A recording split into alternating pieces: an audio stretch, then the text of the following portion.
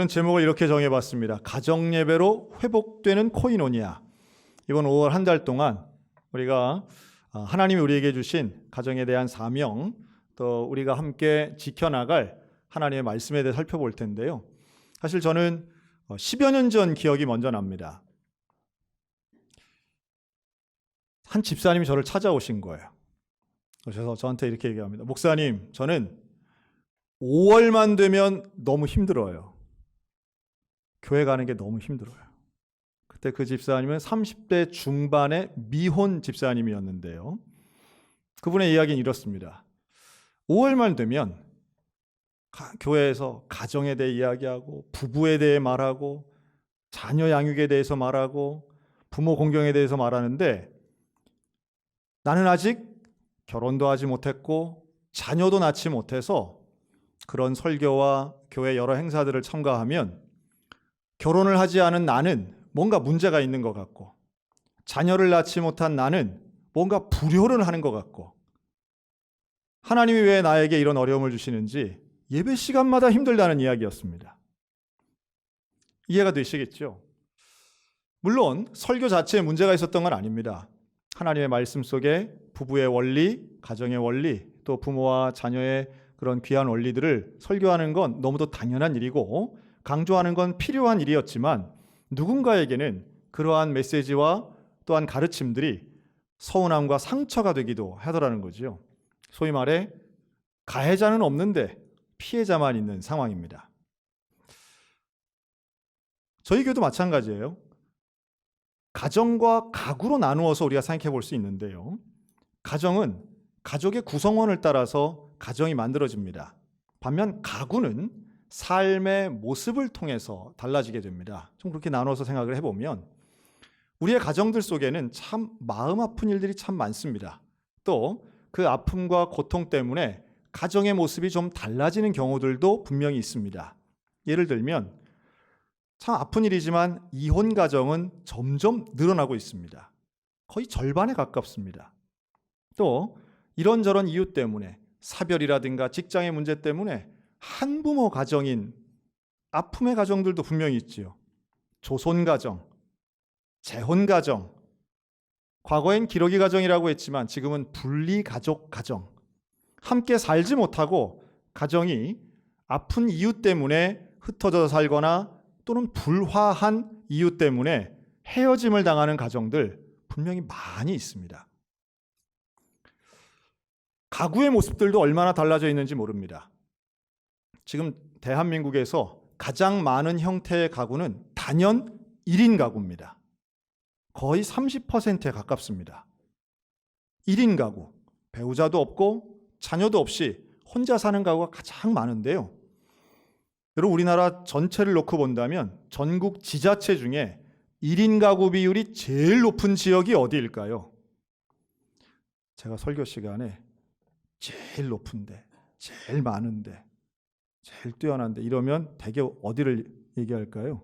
제가 어디 충남 예산을 예로 들겠습니까? 1인 가구 비율이 제일 높은 곳 강원도입니다.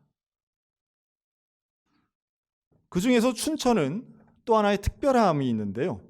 춘천에도 물론 1인 가구 비율이 높지만 강원도 전체는 34% 정도 되어서 전국 비율을 훨씬 뛰어넘습니다. 근데 춘천 같은 경우는 그 중에서도 더 독특함이 있는데 바로 20대 1인 가구 비율이 훨씬 높다는 거예요. 물론 여기에는 대학교들이 많이 있고 또 군인들이 있어서 아마도 이런 게 있지 않나 추측을 해보는데 어쨌든 1인 가구 비율이 높은 것은 지금 몇 년째 강원도가 1등입니다. 그리고 다른 지역은 고령자들이 많아서 1인 가구가 많다 이렇게 보여집니다. 그러니까 우리가 생각하는 것처럼 부부가 있고 자녀가 있는 가정은 지금 아주 소수가 되어가고 있습니다. 그리고 이제 한 20년 정도 더 지나서 한 2047년 정도 되면요. 1인 가구와 2인 가구를 합친 숫자가 전체 인구의 76%가 정도가 될 거다라는 예측도 나옵니다. 그러니까 절대 다수가 되는 거예요. 혼자 살든지 아니면 어떤 파트너와 함께 사는 이런 동거의 형태가 가장 많은 것이지 자녀를 둔 3인 이상의 가족이 사는 것은 아주 소수가 될 거라고 하는 예상입니다. 자, 그렇다면 오늘 본문에 나오는 이러한 자녀를 양육하고 부모를 공경하고 가족 간에 정말 아름답게 살아가는 모습은 성경에만 나오는 나와는 관계없는 무슨 이상적인 모습이고, 소위 말해 잘못된 표현이지만 정상 가정과 비정상 가정을 나누는 이런 잘못된 판단을 하는 것이 우리 가정의 달을 맞이한 우리가 보여야 할 모습인가? 이제 이런 질문이 나오게 되는 거죠. 그러나 우리가 오늘 읽은 에베소 6장은 물론이고 성경은 아주 일관되게 말씀합니다.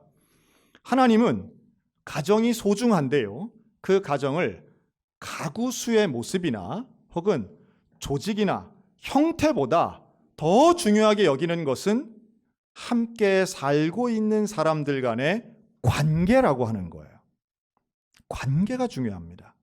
누구와 살든 몇 명과 살든 상관없이 가장 가까이에 있는 사람과의 관계가 중요한 것을 오늘 본문도 말씀하고 있습니다. 그런데 일반적으로는 혈연 관계나 가족 관계가 가장 가까울 수 있으니 부모를 공경하라, 자녀를 잘 양육하라, 부부간에 서로 사랑하라, 이런 일반적인 이야기들을 당연하게 써놓는 것이고요. 이 에베소 6장에는 그 이하에 보면 종과 상전의 관계도 말합니다. 상전을 잘 모셔라, 종을 함부로 대하지 말라고 하는 것은 가장 가까이에 있는 사람과의 관계가 온전해야 됨을 보여주고 있습니다. 사랑하는 성도 여러분, 가정의 어려움 때문에 혹은 가족 간의 관계가 단절된 것 때문에 상처받고 어려움 당하고 힘든 분들이 계십니까? 하나님의 뜻은 그 관계가 회복되길 원하시는 줄로 믿으시기 바랍니다. 하나님은 우리의 가정이 온전해지고 행복해지고 회복되기를 원하십니다. 그 말씀을 붙잡으시기 바랍니다. 실패했다고, 관계가 단절되었다고 절망하지 마시기 바랍니다. 포기하지 마시기 바랍니다. 고치고 치유하실 하나님을 바라보는 우리 믿음의 가정들 되시기를 주님의 이름으로 축원합니다. 저는 이러한 고침과 치유의 과정 중에 가장 중요한 게 뭐가 있을까? 방법적인 면에서 뭐가 있을까라고 할 때 오늘 저는 한 가지를 여러분께 제안해 드리고 싶어요. 그건 바로 가정 예배를 드리는 일입니다. 관계를 회복시키고 온전케 하는 것, 가정 예배를 드리는 일입니다. 1인 가구가 제일 많다고 그랬죠. 여러분, 1인 가구는 누구와의 관계가 회복돼야 될까요? 당연히 내 가정의 머리 대신 예수 그리스도와의 관계가 회복되는 역사가 일어나기를 주님의 이름으로 축원합니다. 예수님과의 관계가 회복되는 것, 예수님과 하나가 되는 것, 나 혼자 산다 할지라도 행복한 인생을 살 수 있는 근거는 하나님과 동행할 때 가능한 거예요. 그리고 하나님과 함께하는 그 가정에서 나오는 유일한 방법은 가정 예배를 드리는 것이라는 거예요. 그래서 가정 예배를 저는 이렇게 한번 정의 내리고 싶습니다. 그럼 따라 하실까요? 가정 예배는 가정에서 하나님을 만나는 일입니다. 여러분, 하나님은 예배당에서만 만나는 게 아닙니다. 하나님은 우리 가정에서도 만날 수 있고요. 더 놀라운 건 가정에서 만나는 하나님이야말로 기적을 경험하게 될 줄로 믿습니다. 우리 가정에서 하나님을 만나게 되면 나에게는 기적과도 같은 정말 큰 행복감을 누리게 된다는 거예요. 세계 사람들이 어디서 행복감을 누리느냐?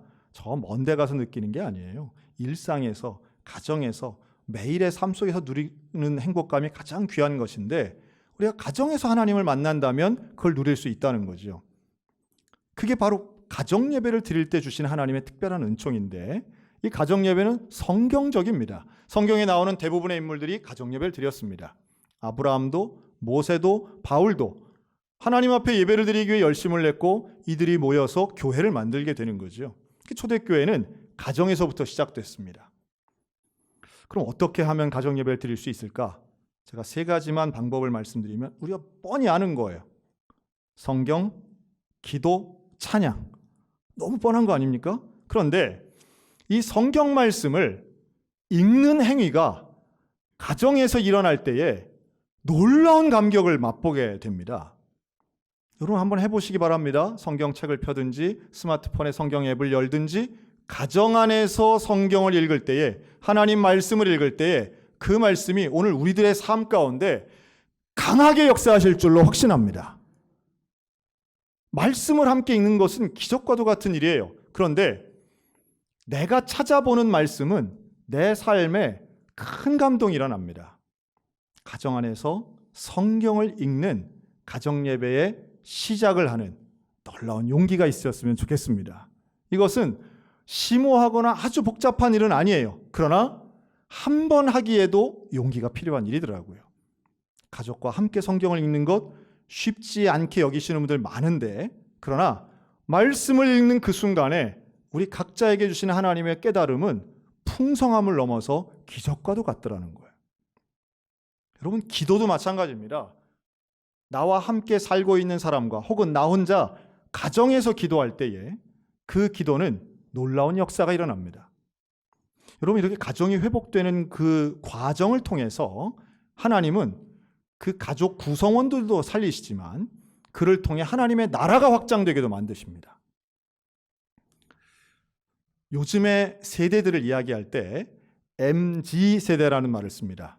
M은 밀레니얼, 그래서 2000년 이후에 태어난 사람들을 M세대라는 말을 쓰고요. 밀레니얼이란 말을 씁니다. 그런데 제가 요즘 관심을 갖는 건 알파벳 마지막 Z라고 그러죠. 이 G세대입니다.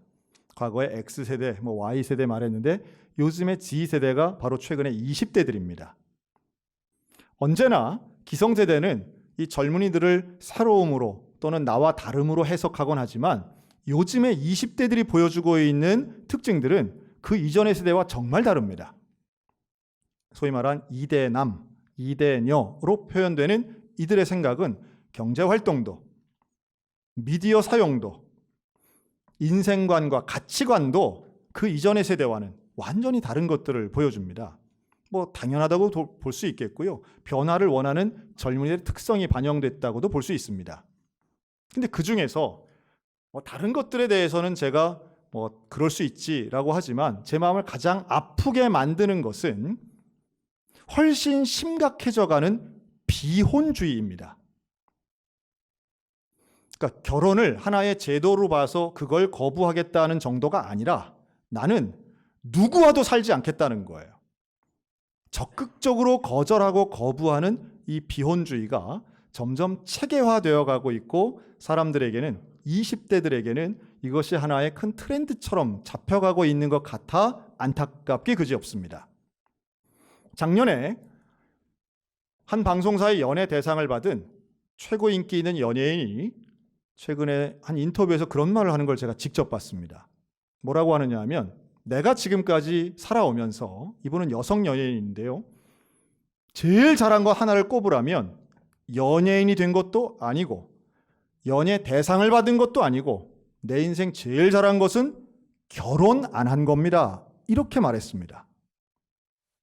여러분, 이 가치관의 변화는 지금 파도처럼 밀려오고 있습니다. 마치 개인적으로 당하고 있는 억울함과 분노의 원인이 가정에 있는 것처럼, 결혼에 있는 것처럼, 혹은 가족관에 있는 것처럼 매도하는 그런 주장들이 힘을 얻는 시대에 지금 살고 있습니다. 여러분, 이거 어떻게 바꿀 수 있을까요? 물론 저출산의 문제와도 맞물려 있고 국가와 사회적인 문제라고도 볼 수 있겠으나 저는 기독교적 관점에서 이게 바로 오늘날 무너져 있는 가족 간의 관계, 또 가족 간, 가정 간의 붕괴가 결국은 세대 차이를 가지고 이런 현실까지 오고 있구나라는 걸 봅니다. 대안이 있을까요? 저는 최근에 한 힌트를 얻었습니다. 저는 결혼식 주례를 하기 전에 결혼할 대상자들과 몇 주간에 걸쳐서 교육을 합니다. 이제 몇 주만 있으면 또 한 커플을 결혼식을 할 텐데요. 이들과 지금 몇 주째 교육을 하고 있습니다. 근데 이 커플은 지금까지 제가 주례한 중에 신부가 저랑 나이 차이가 제일 많이 나는 것 같더라고요. 96년생 25살입니다. 젊죠? 그런데 이들이, 제가 주목해보는 이유는 여기에 있습니다. 저는 결혼하는 신혼부부들, 또 결혼하는 대상자들을 볼 때에 제일 중요하게 여기는 것은 이들이 예수 그리스도를 믿고 있는가입니다. 어떤 직장을 갖고 있든 어떤 연봉을 받고 있든 또 혹은 어느 학교를 나온 건 저의 그렇게 큰 관심사가 아닙니다. 오히려 어떤 인생관과 신앙관을 가지고 있는가가 제일 중요하게 보는 저의 관점인데요.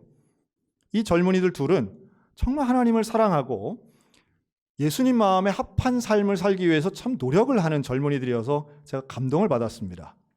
그러면서 참 나이가 젊은 어린데도 불구하고 결혼식을 어떤 축제나 잔치보다 하나님께 드리는 예배로 드리고 싶다는 거예요. 그러면서 이러한 결혼 전 교육을 한 주라도 더 많이 받고 싶다고 해서 지금까지 그 어떤 제가 주례를 했던 그 많은 팀들 중에 가장 최장기 교육을 하고 있습니다.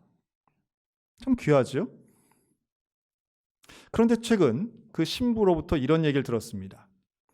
본인의 친구들, 다 20대 중반들이죠. 자기 친구들 중에 정말 비혼주의자가 많다는 거예요. 그런데 그 친구 중에 한 명이 제일 친한 친구인데 이런 얘기를 하더래요. 야, 나는 정말 청소년 때부터 나는 내 인생에 결혼은 없다. 내 인생에 결혼은 절대 없다. 이런 생각 가졌는데 네가 결혼 준비하는 걸 보니까 네가 네 신랑과 함께 미래를 계획하고 가정을 준비하고 기대하는 걸 보니까 내 마음이 달라지고 있다. 저렇게 사랑한다면, 저렇게 신뢰한다면, 그리고 저렇게 양가 부모님을 존중하는 가운데에 인정받으며 저런 결혼이라면 나도 하고 싶다는 생각이 든다는 거예요. 여러분, 사람은 혼낸다고 잘 안 바뀌어지더라고요. 사람은 감동받을 때 설득이 되더라고요. 저는 우리 믿음의 가정들이 남 탓하거나 시대를 원망하거나 혹은 세대를 핑계 삼지 않고 내 가정 안에 있는 누구와 살든지 나와 가장 가까이에 있는 그 사람과의 관계가 온전히 회복되는 하나님의 약속을 붙잡는 가정 예배를 통해 눈물을 흘리는 기도를 통해 가족 간의 관계가 회복되어서 하나님 나라가 우리 가정 가운데 임하고 가정 천국을 경험하는 우리 소양교회 가정들이 되셨으면 정말 좋겠습니다. 여러분, 그것이야말로 이 시대에 하나님 사랑을 세상 가운데 증거하는 가장 귀한 전도가 되리라고 저는 확신합니다. 전도를 하려고 가정을 천국으로 만드는 건 물론 아닙니다. 그것 자체가 우리에게는 큰 의미가 있기 때문이죠.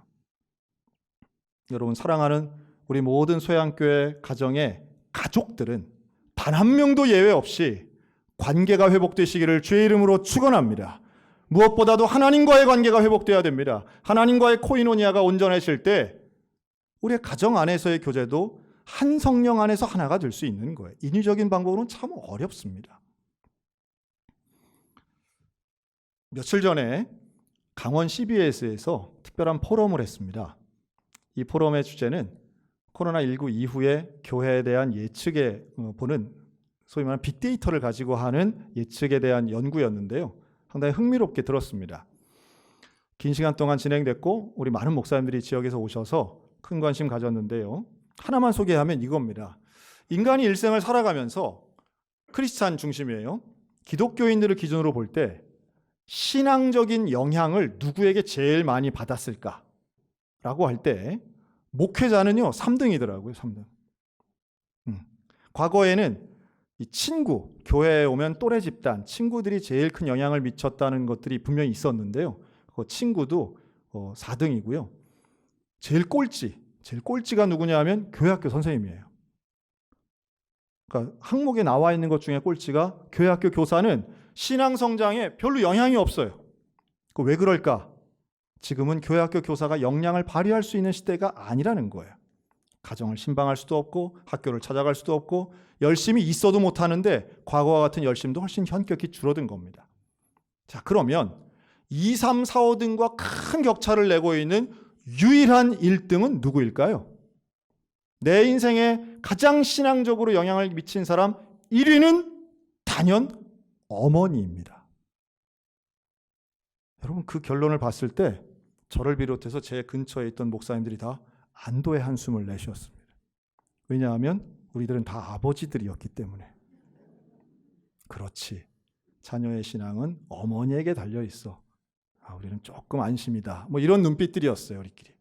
그래서 저는요, 그 결과를 보면서 해석을 저는 이렇게 했습니다. 저럴 수밖에 없다.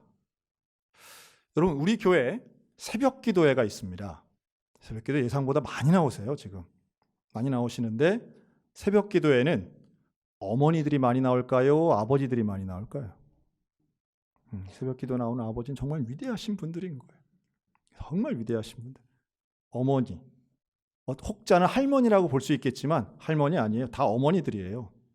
왜냐하면 그 어머니들이 나와서 기도를 그렇게 열심히 하시거든요. 여러분, 우리 밤중에도 나와 기도하시고 새벽에도 나와 기도하시는데 그 기도하는 기도 제목이 뭘 가지고 기도할까요? 강원도의 경제발전? 뭘 가지고 기도할까요? 세계 선교, 세계 평화, 지역 발전은 10%도 안 될 거예요. 오로지 내 자녀를 위해 기도하는 거예요. 내 자녀.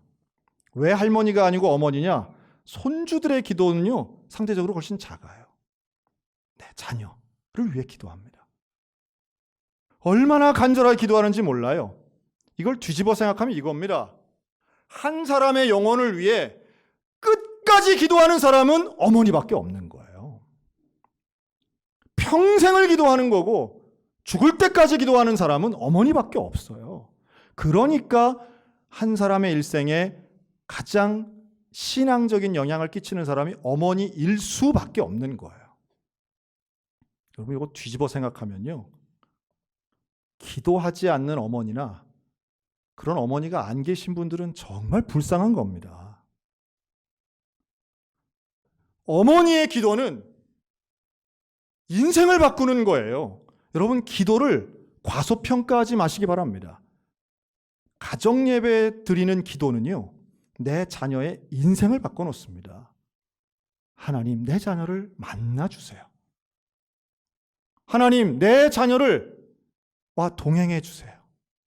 버려두지 마시고 하나님 붙잡아 주세요. 아무도 할 수 없는 일을 가정예배를 통해 부모가 한다면 여러분, 그 가정 가운데 생명 살아나는 기적이 일어날 줄로 믿습니다. 가정예배가 회복된 가정은 밥을 먹어도 그게 애찬이고 성찬이 되는 거예요. 가정예배를 드리기가 불편하고 뭔가 막막하고 나는 설교도 잘 못하는데 어렵다 느끼시는 분들에게는 온라인 밴드를 추천합니다. 밴드에 있는 매일마다 올라가는 우리 목사님들 설교를 옆에 틀어놓고 그냥 앉아 있어도 되는 거예요. 성경 펴놓고. 가족들과 함께 만나기도 어렵다? 그러면 원거리, 먼 거리 있다? 온라인으로 하셔도 되는 거예요. 방법은 얼마든지 있고 중요한 건 가정예배를 나 혼자라도 드리는 일입니다. 말씀을 읽으십시오. 기도를 하십시오. 그리고 찬양을 부르면 질병도 떠나가고 걱정과 근심도 사라지는 기적이 일어날 줄로 믿습니다. 저는 우리의 다음 세대가 바로 그러한 하나님의 사랑 가운데 있었으면 좋겠어요. 1인 가구든 2인 가구든 하나님의 은혜 가운데에 가정예배를 드림으로 온전한 관계가 회복되고 하나님을 만나는 가정천국을 경험하는 우리 모두가 되었으면 좋겠다는 말씀이에요. 우리 교회가 오늘부터 주일 저녁 예배를 시작합니다. 저는 개인적으로 저도 기대감이 있습니다. 왜냐하면 주일 저녁 예배, 정말 오랜만에 드리는 주일 저녁 예배. 여러분, 주일 저녁을 다른 데 가지 마시고 온 가족이 함께 나와 예배드리는 시간으로 정하셨으면 좋겠습니다. 이것도 일종의 가족 예배가 되는 것이겠죠. 성가대원들 떨어져서 지금 있지만 또 자녀들이 지금 어린이교회, 청소년교회에서 예배드린다면 주일 저녁에 함께 모여 예배드릴 수 있겠습니다. 또 내가 혼자 산다면 우리 소양교회를 가족 삼아 주일 저녁 예배해 주시는 하나님의 특별한 은혜를 사모하며 모일 때에 하나님의 놀라운 은혜가, 회복의 은혜가 분명히 임할 줄로 믿습니다. 그 하나님을 기대하며 우리 이번 2021년 5월달은 우리 모든 소양의 가정들 가운데 예배가 회복되어 하나님의 놀라운 말씀과 하나님 나라가 임재함과 가정의 천국을 누리며 살아가는 우리 모두가 다 되시기를 주의 이름으로 축원합니다.